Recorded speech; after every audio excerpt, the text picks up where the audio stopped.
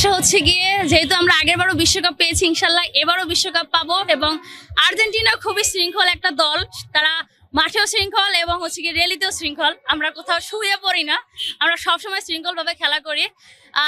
তরুণ প্রজন্মের অন্যতম পছন্দ হচ্ছে গিয়ে আর্জেন্টিনা। এর কালারটা যেরকম সুন্দর, পরলে সবাইকেই সুন্দর লাগে এই ব্লু কালার জার্সি পরলে। জি 2026 বিশ্বকাপ ইনশাআল্লাহ আর্জেন্টিনাই পাবে। মানুষজন ভালোবাসার জন্য কতটুকু কি করতে পারে দেখাচ্ছে। র্যালি বাংলাদেশের সব থেকে বড় র্যালি মনে হয় পটুয়াখালীতেই হচ্ছে।